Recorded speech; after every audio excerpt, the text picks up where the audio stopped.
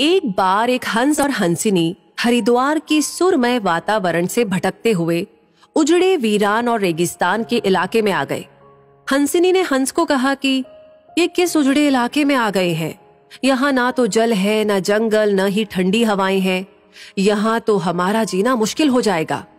भटकते भटकते शाम हो गई तो हंस ने हंसिनी से कहा कि किसी तरह आज की रात बिता लो, सुबह हम लोग हरिद्वार लौट चलेंगे।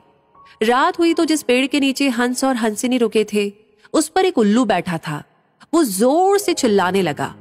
हंसिनी ने हंस से कहा, अरे यहाँ तो रात में भी सो नहीं सकते, ये उल्लू चिल्ला रहा है। हंस ने फिर हंसिनी को समझाया कि किसी तरह रात काट लो, मुझे अब समझ में आ गया है कि ये इलाका वीरान क्यों है। ऐसे उल्लू जिस इलाके में रहेंगे वो तो वीरान और उजड़ा ही रहेगा। पेड़ पर बैठा उल्लू दोनों की बातें सुन रहा था। सुबह हुई, उल्लू नीचे आया और उसने कहा कि हंस भाई, मेरी वजह से आपको रात में तकलीफ हुई, मुझे माफ कर दो। हंस ने कहा, कोई बात नहीं भैया, आपका धन्यवाद। ये कहकर जैसे ही हंस अपनी हंसिनी को लेकर के आगे बढ़ा, पीछे से उल्लू चिल्लाया, अरे हंस, मेरी पत्नी को लेकर कहाँ जा रहे हो? हंस चौंका। उसने कहा, आपकी पत्नी? अरे भाई, ये हंसिनी है, मेरी पत्नी है, मेरे साथ आई थी, मेरे साथ जा रही है।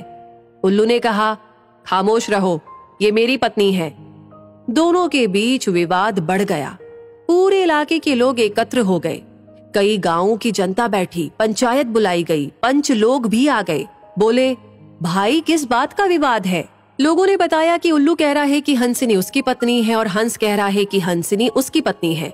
लंबी बैठक और पंचायत के बाद पंच लोग किनारे हो गए और कहा कि भाई बात तो यही सही है कि हंसिनी हंस की ही पत्नी है, लेकिन ये हंस और हंसिनी तो अभी थोड़ी देर में इस गांव से चले जाएंगे।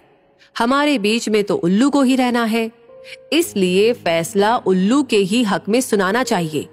फिर पंचों ने अपना फैसला सुनाया और कहा कि सारे तथ्यों और सबूतों की जांच करने के बाद ये पंचायत इस नतीजे पर पहुंची है कि हंसिनी उल्लू की ही पत्नी है और हंस को तत्काल गांव छोड़ने का हुक्म दिया जाता है।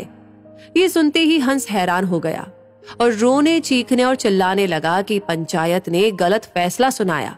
उल्लू ने मेरी पत्नी ले ली। रोते चीखते जब वो आगे बढ़ने लगा तो उल्लू ने आवाज लगाई, ए मित्र हंस, जरा रुको। हंस ने रोते हुए कहा कि भैया अब क्या करोगे? पत्नी तो तुमने ले ही ली, अब जान भी लोगे क्या? उल्लू ने कहा, नहीं मित्र, ये हंसिनी आप ही की पत्नी है और हमेशा रहेगी। लेकिन कल रात जब मैं चिल्ला रहा था तो आपने अपनी पत्नी से कहा था कि ये इलाका उजड़ा और वीरान इसलिए है क्योंकि यहाँ उल्लू रहता है। मित्र, ये इलाका उजड़ा और वीरान इसलिए नहीं है कि यहाँ उल्लू रहता है। ये इलाका उजड़ा और वीरान इसलिए है क्योंकि यहाँ पर ऐसे पंच रहते हैं जो उल्लुओं के हक में फैसला सुनाते हैं।